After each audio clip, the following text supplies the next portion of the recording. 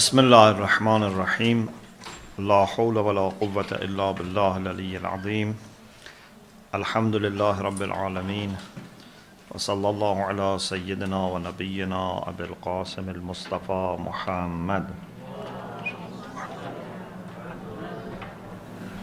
وآله الطيبين الطاهرين لا سيما بقية الله في الأرضين عجل الله تعالى فرجه الشريف وجعلنا من أعوانه وأنصاره اللهم أخرجني من ظلمات الوهم وأكرمني بنور الفهم اللهم افتح علينا أبواب رحمتك وانشر علينا خزائن علومك برحمتك يا أرحم الراحمين. We continue our discussion about Unit 3, Anthropology. And we already studied the theory of evolution, which was first introduced by Darwin and then developed by other people. There is one point to add, which comes after the discussion about the theory itself, and that is a theory in ethics that some people who are very much interested in the idea of Darwin have tried to present. They try to bring this theory into ethics and based on that come up with an idea about what makes an action good or bad, or what makes an action right or wrong. They say, in the same way that in nature only the strongest and the fittest can survive, we can make this a basis for our understanding of morality. To say that when it comes to relations between people, our aim should be to make sure that the strongest and the fittest would survive. So they have tried to bring a philosophical implication out of a natural, theory. This is something that it's very problematic, and I don't want to go into that discussion, under naturalistic fallacy. There is a discussion whether we can draw out from ease. We have some reservations, although we are not like Hume totally against it, but we have some reservations. We don't want to go to that discussion. Just simply, they want to say because in the nature, the fittest has survived, we should also in our moral relations only try to help human society run in the way that the fittest would survive. Therefore, you should not help needy people. You should not help vulnerable people. These are the people that the force of nature is marginalizing them and keeping them away. And you are working against the laws of nature by still supporting these people. Like, for example, it's a race, and in this race, those who are stronger can continue the race. You should not help those who are weaker to be able to continue. And as you see, this is totally against our understanding of charity, our understanding of human dignity, our understanding of what makes a person better than another person. But unfortunately, there are people who justify, usage of power and force in morality by referring to things like a theory which has nothing to do with morality in the first place. Okay, I don't think we need to discuss that much about this because it's against our conscience and against all Abrahamic religions. The next topic is about our understanding of our identity. Who am I? Sometimes we think of ourselves as a particular person. What is my name? Who are my parents? My date of birth, place of birth? This type of information, of course, is not very fundamental. And this type of information does not necessarily make you understand really what you are. And this type of information is easily also possible to be communicated. Yeah, you can just interview someone, or take the file and pass it on to someone else. But what really makes a person that person is not something easy to understand and not easy to communicate. Sometimes for yourself it takes years to know really what type of person you are. Sometimes it takes you years to realize with what type of person you are dealing. Yeah? Even your own brothers, sisters, nephews, nieces, cousins, children, parents. It's not that you know everything about them. There is always something to know more. Especially when we go through different stages of life, we can know about each other even more. So, when we say, who am I? We are not only concerned about some biographical data. We are thinking about our deep sense of identity. In order to understand what we really are, we have to find out two things. One is what is common between us as human beings. So, what am I as a human being? Which would be very much common between us. But the second thing is, what type of human being I have managed to become. So there is a common ground, like for example, we are all given the same land, but what we have planted in this land is different. So we have common humanity, but then what type of character, what type of traits of character, what types of habits and qualities and skills and actions we have managed to develop over years makes us very different, although we have the same root. Humanity is the same with us, but we have ended up with being different. These differences are sometimes not very wide. Sometimes the differences are very, very radical, to the extent that you may have two people who look the same, they look human beings, but one is a human being, one may not be a true human being. Like for example, people that we read in the hadith under this ayah, يَوْمَ يُنْفَخُ فِي الصُّورِ فَتَأْتُونَ أَفْوَاجًا. When the trumpet is blown and people come in different groups, we read in some hadith that on that day some people come in the form of animals. It's not that everyone would be resurrected as a human being, because now based on our body we see common humanity. But when all human beings are resurrected and يَوْمَ تُبْلَى السَّرَائِرِ, the inner self of people becomes obvious, the character becomes obvious, then you see people are not the same. Some people are true human beings, some people are resurrected as some types of animals.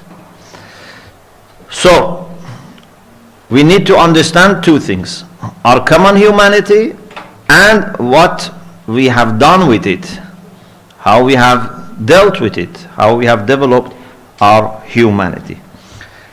As you remember in the discussion about argument for the existence of God based on fitrah, when we had three arguments for the existence of God. One was about fitrah, the innate knowledge that we have of God. We talked a little bit about human creation, which is distinct, and we said that is fitrah in the Quranic terminology.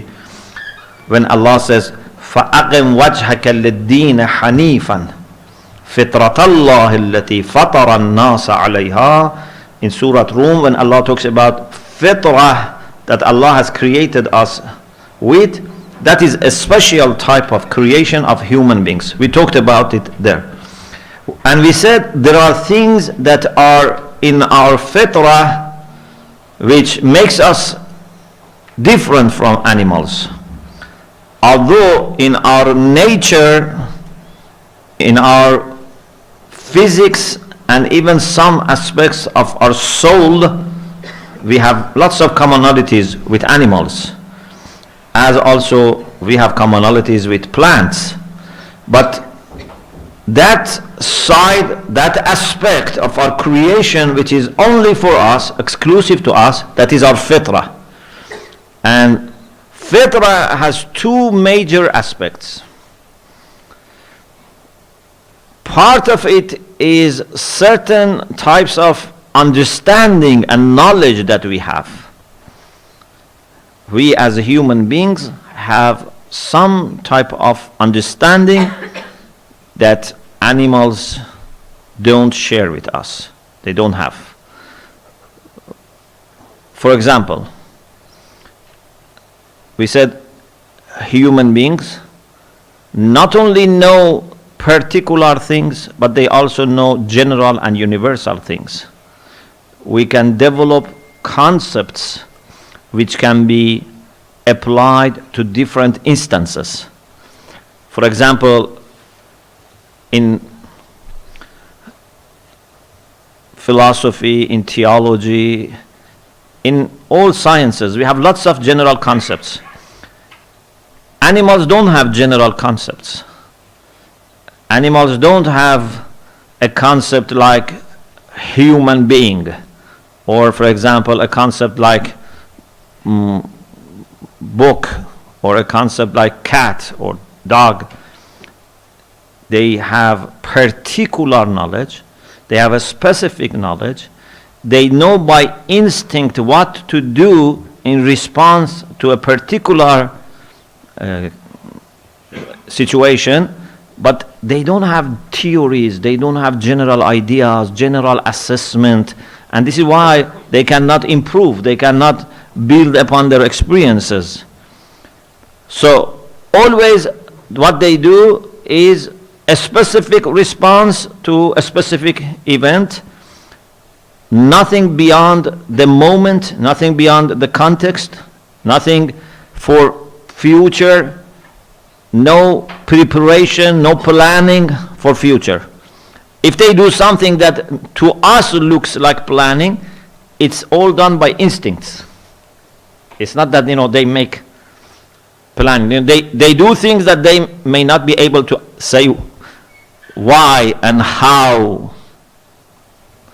Sometimes we look at animals' behavior and then we try to interpret them in human terms, and then we make stories and lots of narrations, but these are our way of understanding what they do. Otherwise they don't have the same understanding as we do.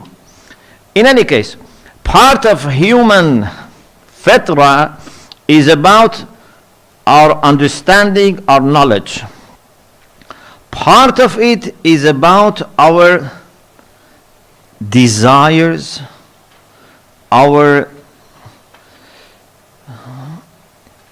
yearning for certain ideals, which is very important. As you remember, we said, for example, with respect to Allah subhanahu wa ta'ala, we have both innate knowledge of Allah subhanahu wa ta'ala and we have yearning for Allah subhanahu wa ta'ala, desire for Allah subhanahu wa ta'ala as human beings. Or for example, when it comes to beauty, we have some understanding of beauty that no one is teaching us. Just we know by our fitrah what makes something or someone beautiful, and we have also desire for that. So it's not that someone says this is beauty, or someone says you have to love beauty. We understand ourselves what is beauty, and we also feel the desire and attraction towards beauty. Or for example, about knowledge, about power, about love, about peace, about comfort. These are all things that through our fitrah we understand and we have desire for. Maybe sometimes in the past I made this point also, and I would like to mention because it's mentioned in the book here, is a discussion about what makes our life human life. What makes our choices human choices? What makes our response a human response?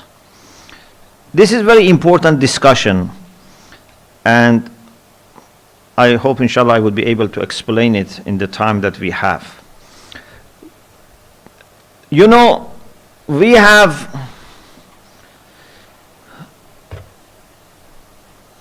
something which we share with non-living beings. For example, we as human beings occupy a space. A piece of wood or a rock also occupies a space. We have some weight, they have also some weight. We have 3 dimensions, they have 3 dimensions. These are things that we share with non-living beings. But when it comes to living beings, we share more. So in addition to what we share with non-living beings, when it comes to plants, vegetables, trees, flowers, we share even more. In addition to all those things, we have life. We consume air, food, we have growth, we have death, we have reproduction. So this is what we share with plants and vegetables and trees. Then when it comes to animals, we have even more. In addition to what we share with non-living beings and plants, we share something more with animals, and that is mainly going back to 2 qualities that philosophers very much emphasize on, and that is ability to move by our own decision, and also to be able to have a strong sensation. So they say hassasun mutaharrikun bil irada. We have deep understanding of what happens around, and based on what is our assessment, we respond, and also we move by our own decision. So this is what we share with animals. But then there are things that we have and animals don't have, therefore even plants don't have and non-living beings don't have. Anything that we have extra to animals, it's only for us, not found in animals or lower beings. So far is very clear, no ambiguity. Now we want to use this for a very important conclusion.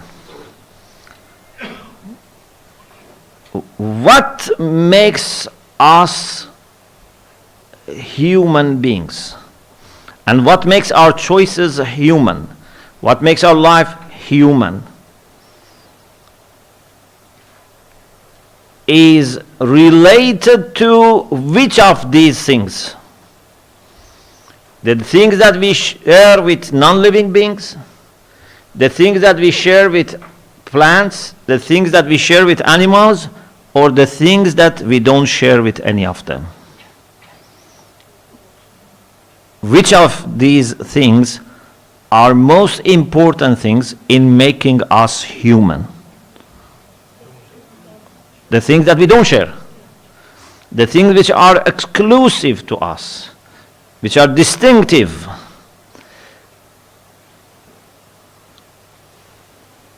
If you go to buy, for example, a book, you go to the bookshop, you say, I want, for example, Al-Mizan fi Tafsir al-Quran by Allama Tabatabai. So this is a specific book.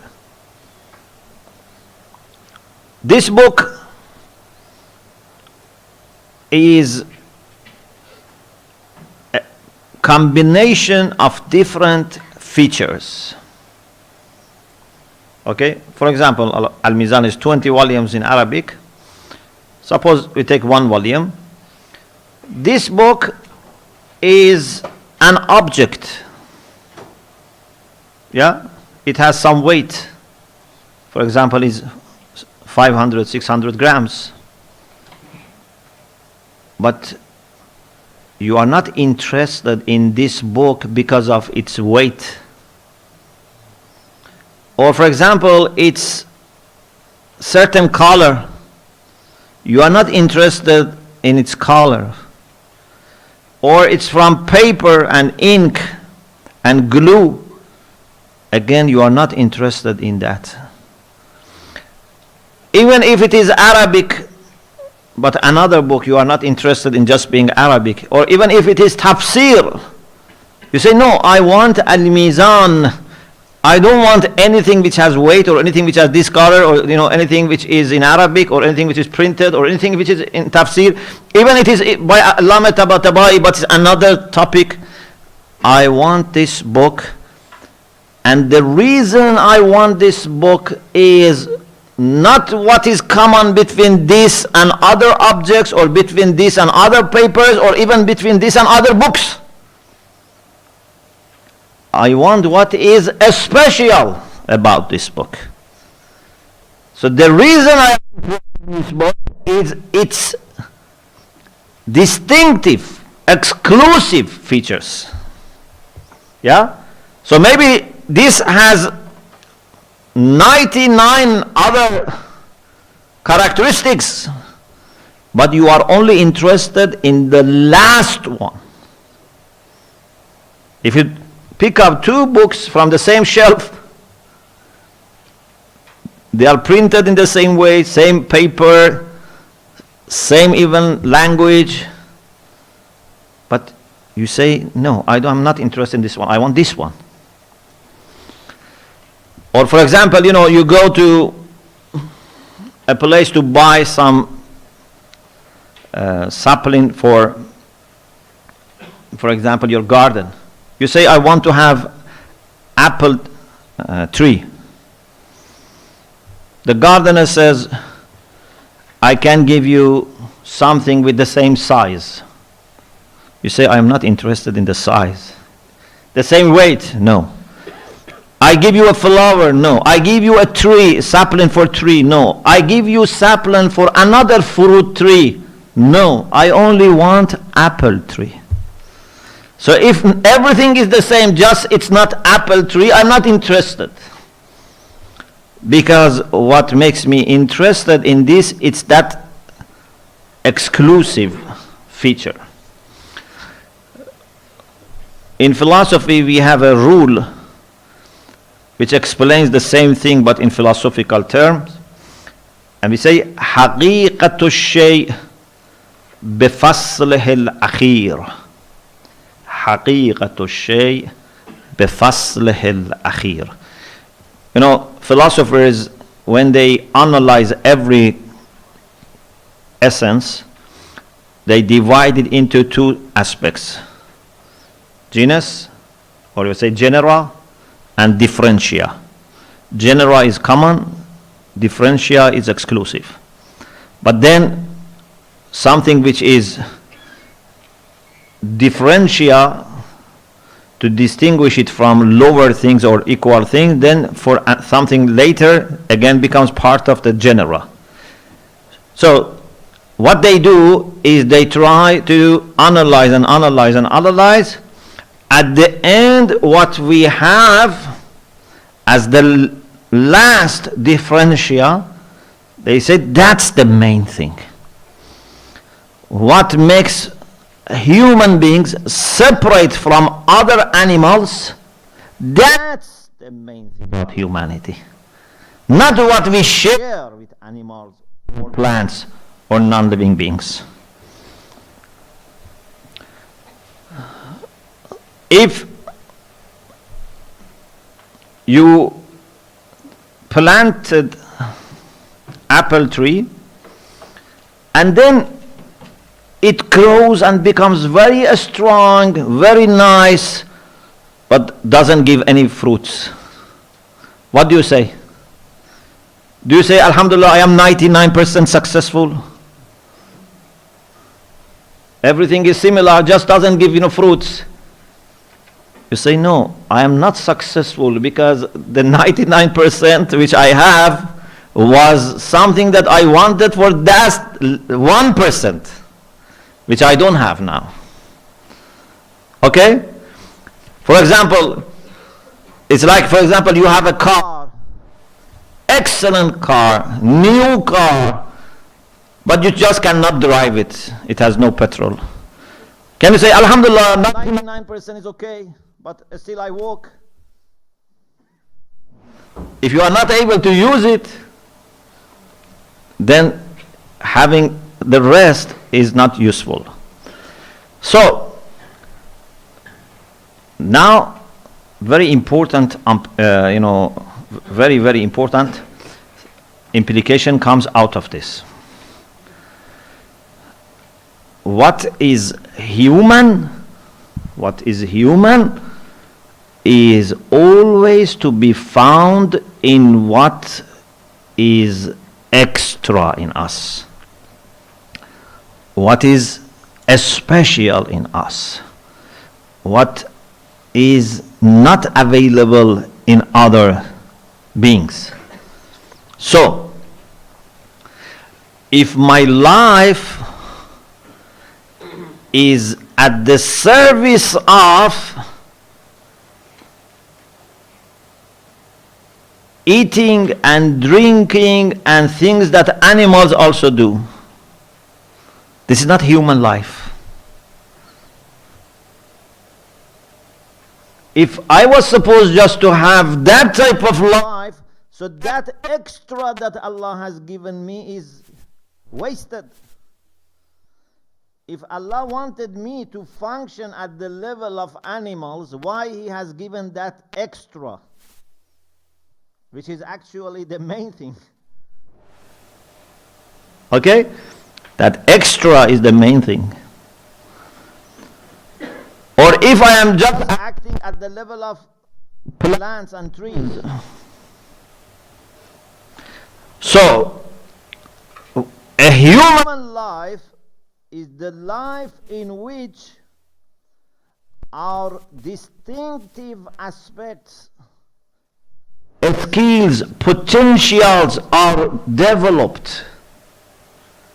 Yes, still we would have to eat and drink and have, things that animals have, but for the service of this side, for the service of, for example, learning, knowledge, for the service of loving, for the service of having deep beauty, not just physical beauty, for the service of charity, for the service of being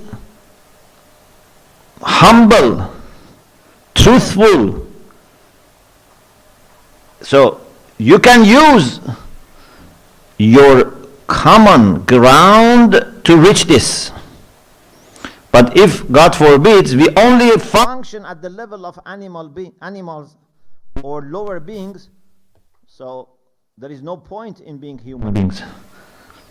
And this is the main khasara, this is the main loss.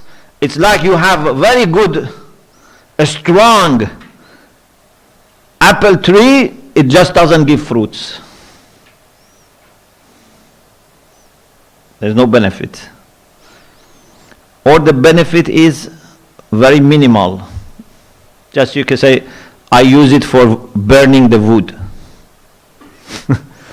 So this is not why you plant apple tree.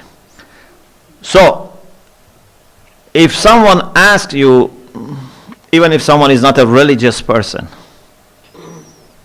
what type of life should I have? You can use this logic, that even if you are not religious, at least you should have a human life. You should develop your humanity. You should invest on those things that are available in you but not in other beings. Any project which undermines this side of human beings is really insulting to our humanity. You know, imagine if someone just helps me because of me looking like human being and ignores my humanity. That is lack of respect for humanity. It means that you are helping me just like an animal. Yes, I appreciate that you don't disregard my animal life, but I need more. Imagine if you have a society in which they give you food and water and shelter, but they don't let your humanity grow, your moral features grow, your human dignity remain. This is not acceptable. So this is very important discussion here. And then after that we have another discussion about how we as human beings understand. Animals have some understanding, but their understanding is, as we said, very limited. It's about particular things, about the current time, current space. But God has given us something more. And actually, because we have something more, sometimes our instincts are weaker than animals. Yeah? Because animals don't have anything and everything should be handled just by instincts. Sometimes their instincts might be stronger than us. In the same way that their senses, sometimes like seeing, smelling, hearing, touching, sometimes can be stronger than us. Because that's the only thing that they have. But we have something greater than instincts and senses, and that is our reason or intellect. And our intellect is so sacred that in our hadith we find that it is introduced as a hujjah of Allah. Imam Kadhim alayhi salam said to Hisham, Inna lillahi ta'ala ala an-nas hujjatain. Allah subhanahu wa ta'ala has two types of hujjah, two types of proofs, two types of communicating His will to us. Hujjatan zahirah, وهي الأنبياء والرسل والأئمة وحجة باطنة وهي العقل. We have external hujjah, which is what you can see, and that is prophets, messengers and imams. These are external, zahira. But we have also internal hujjah, batina, and that is our aql. So if it was possible to bring a prophet into yourself and say, please come inside me and help me, guide me. That would be your aql. Aql is internalized prophet. And if it was possible to bring your aql out and embody it, it would be the prophets and imams. There is no contradiction, no conflict between our aql, our reason, and what the prophets and messengers have received from God through revelation. There is no conflict. There is absolute harmony, because both of them are hujjah of Allah. Allah has guided us through our aql. He has also guided us through revelation. They don't contradict, but they supplement each other. We begin with aql. We use our aql to come to religion. We use our aql to verify the truth of someone who says he's a prophet, because there were people who were false prophets. There are false prophets, there are true prophets. So we need our aql to help us understand who is true, who is false. It's not that everyone who says, I brought you a book, I brought you revelation, we believe in. We use our aql to assess, to evaluate their claims, to verify, and then if everything is checked and approved by aql, then we believe in that message. But even in understanding that message, we use our aql. It's very important. It's not that we only need aql to take us to religion and then we say to our aql, goodbye, I don't need you anymore. That's very dangerous. There are people who have done so, but you know what they do. The people who don't use their aql in religion. We use our aql to come to religion. We use our aql inside religion, but at the same time we know that we are very limited. We cannot find all the answers. We cannot expect to know everything by our aql. We need more guidance, and that is through revelation. So Allah subhanahu wa ta'ala teaches us things in the Quran, for example, or we have previous revelations, because Allah has talked to humanity all the time. Allah teaches us in the books, in the messages, what we were not able to understand by ourselves. The Quran says very beautifully, يُعَلِّمُكُمْ مَا لَمْ تَكُونُوا تَعْلَمُونَ. In Arabic, there is a difference between two things. If you say, يُعَلِّمُكُمْ مَا لَمْ تَعْلَمُوا, teaches you what you didn't know. This is something. But يُعَلِّمُكُمْ مَا لَمْ تَكُونُوا تَعْلَمُونَ, teaches you what you were not able to know.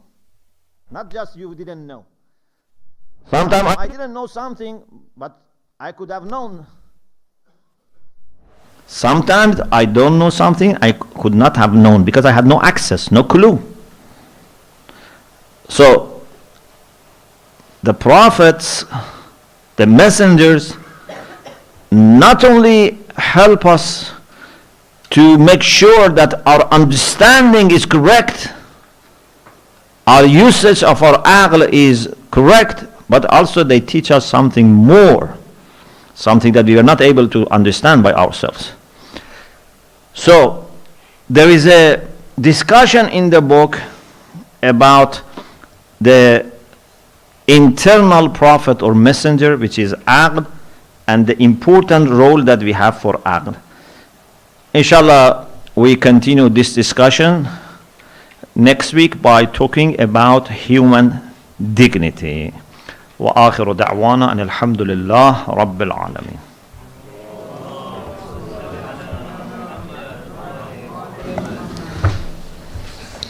Any questions?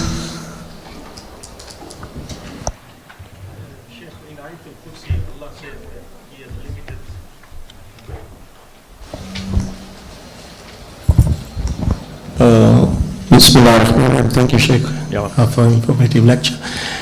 When you said that the Aqal was given by God, that is very true. Has He limited our Aqal to a certain extent, because there is some knowledge that He has restricted, like in Ayat al-Kursi, He has mentioned that He has only given knowledge to a certain extent. Was there any reason that He has left some knowledge not given to us, or was it deliberately planned that He did not manifest His full knowledge to us? Human beings have capacity for learning everything. We have unlimited capacity, and this is why Allah subhanahu wa ta'ala demonstrated the qualifications of Adam for becoming Khalifatullah by وَعَلَّمَ آدَمَ الْأَسْمَاءَ كُلَّهَا. But this is not something that happens. This is something that we have capacity for it, but most of the time, most of human beings, they have not reached that level of fully developing their knowledge. When it comes to the prophets and messengers and imams, there's a discussion, and it seems that a stronger position is that if they decide to know, Allah will make it known to them. But even they, many times, they don't want to know everything. Yeah? So many things, they just act according to the regular procedures. It's not that they want to know all the details. But if they want, they can. One of the things that they didn't want, and also seems that is not Allah's also will, is knowledge about, for example, as-sa'a. When is the day of judgment? This seems to be a knowledge that Allah doesn't want, and even awliyaullah don't want to know, and Allah doesn't want anyone to know, because it seems that this would have some implications, outcomes, which is not suitable for us. Because if we know when is the day of judgment, then it can affect our behavior. But anything that we need to know for our guidance, anything that we need to know for our happiness, salvation, Allah has taught the prophets and imams, and they have given us, but in the way that we have also to work on it. Like for example, they have given the prescription, but now you have to find someone to read for you. Yes. Salam alaikum.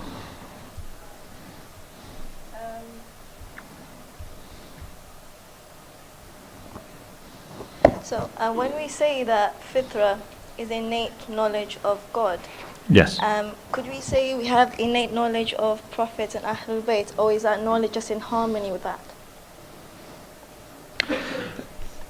Innate knowledge of Allah subhanahu wa ta'ala is in everyone. But when it comes to the prophets and imams, we don't have any knowledge about their persons. It's not that we know inside us how many prophets are there, how many imams are there, what are their names, So, we know through fitrah, God with His qualities. We have in our fitrah attraction towards good people, but not necessarily knowing the details. So no one says that by fitrah we know, for example, who is the prophet now or who is the imam now. Because fitrah is something which is common, and all human beings from the beginning to the end they had. So it cannot be something about a particular person at particular age. Yeah.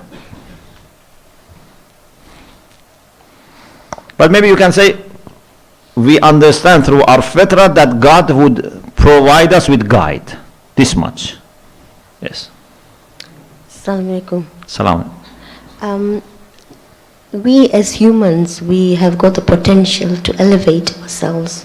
Yes. Is that something that we have and animals don't have? Yes. Animals can only develop themselves as far as their body and physical life is concerned. Very limited.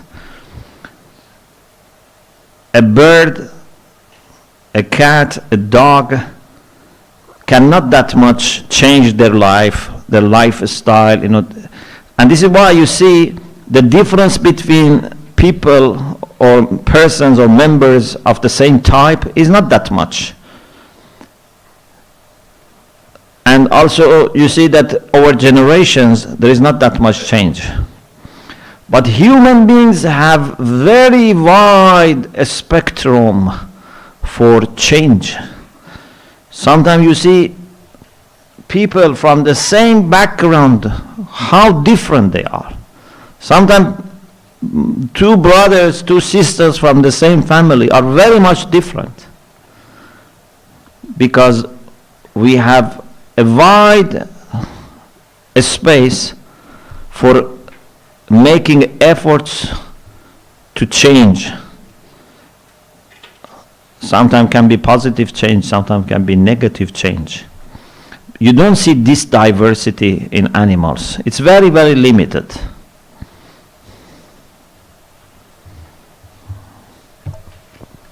Assalamu alaikum, Sheikh. Salam. Sheikh, you mentioned that the aql is an internal proof. Is it exclusive in such that can the aql itself guide us towards God, or would the message should have come first before we use the aql to guide us? Or if the message does not receive to somebody, can the aql itself guide them? Yes. So we believe if someone uses his or her aql properly and follows all the rules of logic and sound reasoning, he would come to know God. So Quran very beautifully says about the people who are in hell, they say لو كنا نسمع أو نعقل ما كنا في أصحاب السعير. If we had listened to the prophets or have used our aql, we were not put here, ended up with being here. It means that even kuffar who have not had virtuous life, if despite their vicious life, immoral life, if they had used their aql, their own aql was sufficient to tell them what would be the best route, which of course would take them to God, to religion. So it's not that their aql was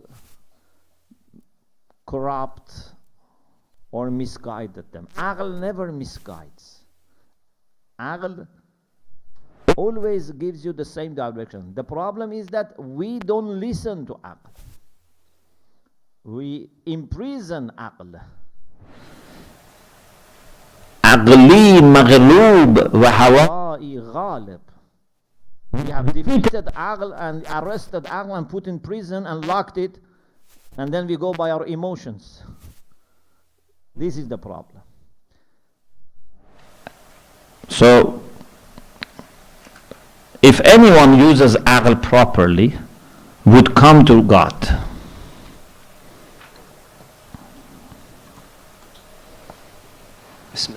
Sheikh, just wanted to understand what is the underlying principle behind us returning, or some people returning in the afterlife as animals, when as humans we differ, particularly through the aql, in this phase of our lives. What is the rationale as coming back as animals or different types of animals when we are vastly different?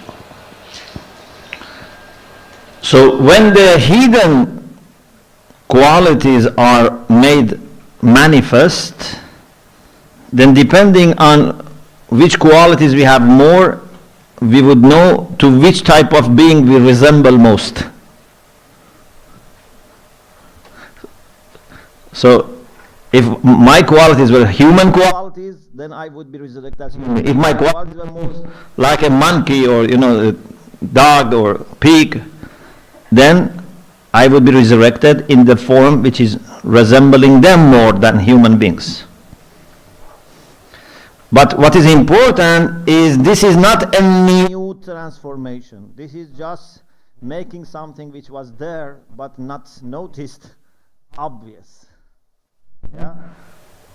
So it's not a transformation, it's just a disclosure. This introducing. That's all we have time for today. Sorry. We thank Shaykh with the salawat ala Muhammad wa ali Muhammad. Allahumma salli.